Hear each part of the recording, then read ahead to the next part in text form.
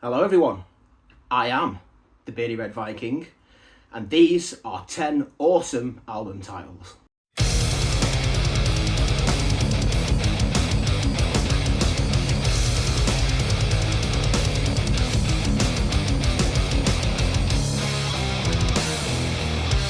Hello and welcome back to my channel. Thank you for joining me. Today I'm going to be going over 10 awesome album titles as mentioned in the intro. This was a thread started by my friend Mike over at the channel Metal Mickey here on YouTube a few weeks back now. I've been meaning to get it recorded for a while. You may notice in the background there's no music. I've decided to knock that on the head for a bit because I find it a little bit distracting having music playing, so I find it difficult to concentrate when I've got music playing there. Plus, I tend to do a fair bit of editing to my videos, so it's kind of stoppy and starty and a bit of a mess anyway. So I've decided to not bother with the music in the background, at least for now. It may come back at some point in the future. But without further ado, let's get on. So first up is an absolute classic album. A lot of these you'll probably think are absolute classic albums, and I do as well, which is one of the reasons why I picked them, but mainly because they have awesome titles. So first is the debut from Death, Scream, Bloody Gore, and this was one of the first ever death metal albums, and with a title like that and artwork like that, it was always going to draw people in. It's a fantastic album. It's the Evil Chuck era, so the title is pretty descriptive of the music that you get in. Lots of gnarly, raspy vocals and plenty of riffs, plenty of gore in the lyrics as well. But yeah, absolutely fantastic album and a brilliant title. Second on my list is Bolt Thrower's debut, In Battle There Is No Law. And again, I know there's supposed to be laws in terms of war and stuff like that, but really, let's be honest with you, we've all heard horror stories about what goes on in wars, and we all know what the Nazis did in World War II, and the Japanese did in World War II, and all sorts of horror stories from all sorts of wars. So I think it is pretty descriptive of war in general. In Battle There Is No Law, obviously it's a very on-brand title for Bolt Thrower, but this album is a bit different to what you'd normally get from Bolt Thrower. This was, as I say, their debut. It's a bit more grindy, a bit more punky than the sort of mid-paced death metal that they became known for down the years. It's a great album, but it's not in keeping with the rest of their stuff. But as I say, the themes definitely are. But yeah, I think it's a great title. In Battle There Is No Law. Next for me is Metallica's And Justice for All. Now, this is one of my favourite albums of all time. It's my favourite Metallica album. I'm not going to sit here and say objectively it's the best, because we all know the problems with the production and stuff like that. But for me, the songs are exceptional. I absolutely love this album, and the title is perfect. It's sort of said with a degree of irony, as this is a scathing attack on the American justice system and the American government in general. Fantastic lyrics, fantastic, absolutely brilliant album. For me, Metallica's peak. Sepultura, Beneath the Remains. Fantastic artwork, fantastic title, even better album. This is my favourite Sepultura album.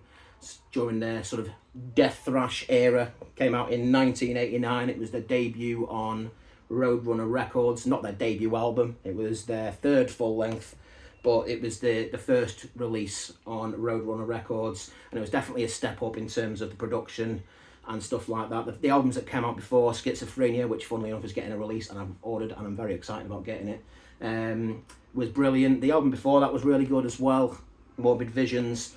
But this definitely a step up in terms of musicianship, in terms of songwriting, in terms of production, and obviously they had the big label support behind them as well. The album title, again, Beneath the Remains, it suits the album perfectly. It's a brilliant piece of work, and it's a fantastic album title. Next on my list is At the Gates with their 1995 Earache Records release, Slaughter of the Soul. This is their fourth full-length album, and it is definitely a step up again in terms of production, in terms of the more polished sound that they had on this album compared to the previous ones. I'm not going to say it's their best album because I don't actually think it is, but I think the album title is absolutely sublime, and I think the songs on this album are brilliant as well. Blinded by Fear, Slaughter of the Soul, Cold, Under a Serpent's Sun, Suicide Nation, Nausea. All of the songs on this album are fantastic. I don't think At the Gates did anything wrong at all in their heyday. Some of their newer stuff might not be quite as strong, though I do enjoy what they put out since they reformed. But yeah, I've seen them play this live in full at Damnation a few years back, and I also saw them play most of it at Bloodstock in 2008 when it was supposed to be just a bit of a return tour. They weren't planning on making any new music at that point, but yeah, I was glad I got to see them. I didn't think I ever would do. I saw most of the songs on this album played that time, and again I saw all of them played at Damnation a couple of years ago, though I did miss the start of Blinded by Fear because I was at the bar. But other than that, yeah, I've seen all these songs played live anyway. Fantastic band, fantastic release, and the title, Slaughter of the Soul, it's just mean, it's just nasty, and it encapsulates the sound of the music quite nicely. The last vinyl record I'm going to show today is Mastodon with Blood Mountain. Again, I just think that's succinct, it's gnarly, it's aggressive sounding, it makes you ask questions, it sounds interesting, makes me want to know more about this Blood Mountain. It's a fantastic record. It's one of their concept records. I don't think it's quite as strongly based around the concept as some of their others, but it's a brilliant album, and I just love that title. I think it's great. Mastodon, as you all know, are one of my favourite bands, and did not put out a bad album for me. Blood Mountain is an exceptional release, and it's a fantastic title.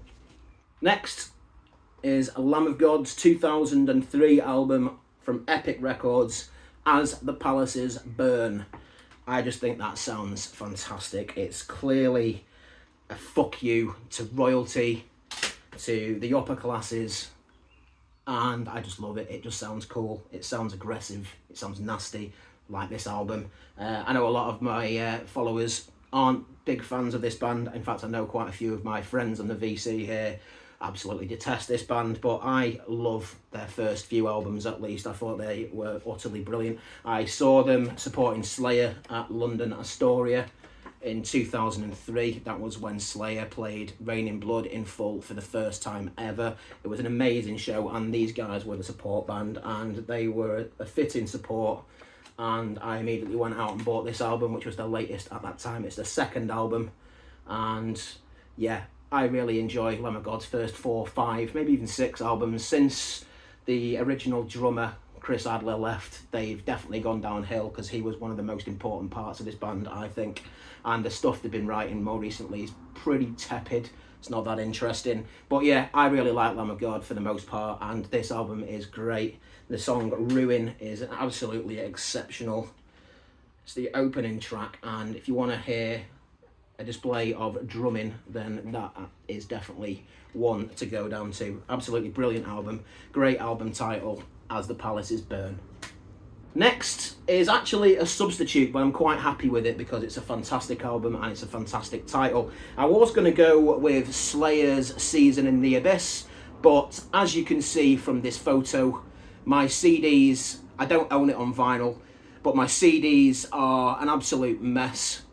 I have CDs in front of CDs, I have DVDs in front of CDs, I've got all kinds of crap all over it. I need to get it sorted out, I need more space. So yeah, I couldn't find Season in the Abyss. I was going to substitute it for South of Heaven, because that's a fucking awesome title as well, but I couldn't find that either. So yeah, I've gone with Machine Head, Through the Ashes of Empires. Again, it just brings a picture to your mind. I think the artwork is fantastic. This was 2003 release, and for me it was a massive return to form after the interesting, shall we say, new metal years of the Burning Red, which I don't think is actually too bad of an album. I think it's quite a good album. It was actually the first Machine Head album I heard, and I liked it. Supercharger, again, when it came out, I really liked it. I was all about the new metal at that point in time when I was about 17 years old. But yeah, I can see now it's not a good album. But this is an absolute stonker. The opening track, Imperium, when I first heard that, blew my mind. There's other great songs on here. Bite the Bullet, Elegy, Days Turn Blue to Grey, Descend the Shades of Night, absolute epic. Song titles are great as well as the album title, and I love this album. Machine Head, Through the Ashes of Empires. Penultimately, we have Deicide with The Stench of Redemption. This was Deicide's 8th studio album from 2006. It's the first without the Hoffman brothers, and incidentally, it's probably my favourite, certainly my favourite of the more recent stuff. Obviously, the Roadrunner years were blinding for the most part, but there's a bit more melody on this album. The lead guitars are absolutely all over the place. It's absolutely brimming with fantastic melodic guitar work, harmonised guitar work. The solos are ferocious but melodic, and it's a great album.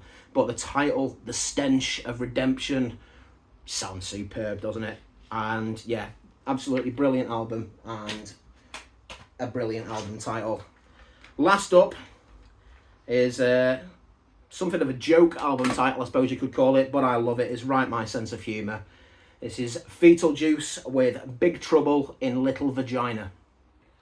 That's right, Big Trouble in Little Vagina. Not Big Trouble in Little China, Big Trouble in Little Vagina. Let's see how many times I can say vagina in this video. Anyway, this is the 2013 EP from this mank bunch of death metalers, and they couldn't get more mank really with the titles. They love a good pun, they love lyrics about disgusting unpleasantness and filth. The name is inspired obviously by the classic 1986 Kurt Russell film Big Trouble in Little China. You can even see little nods to that film in there, but yeah, it's got their personality all over it. Big Trouble in Little Vagina, the artwork, the title, the song titles. Big Trouble in Little Vagina, Bukkake, Seaman Evil, Smear No Evil, Serpents of the Northern Lights, Service Station Masturbation. Filled with sense of humour, this band, and this album's great. Big Trouble in Little Vagina. So those were my 10 awesome album titles. If you don't somehow know Metal Mickey, make sure you check out his channel. I'll leave a link down in the description below this video. He started this thread and there's been plenty of others since. I haven't actually watched more than a couple because I didn't want to be influenced either way, so I tried to avoid watching them. I am going to get on watching some of them now. There's only one or two I've seen, but I've been trying to avoid them for the most part because yeah, I don't want to be influenced either to include an album or to not include an album, either subconsciously or consciously. So yeah, been avoiding them. But yeah, make sure you check out the original video down below and check out Metal Mickey's channel as well if somehow you don't know who Metal Mickey is. And finally, thanks for watching. I hope you enjoyed the video. If you did, I'd appreciate it if you could leave me a like, and if you want to see more of my videos as and when I make them, which isn't always that often, you can subscribe down below as well, and I hope to see you in the comments. Thanks again, take care, Beardy Red Viking, out.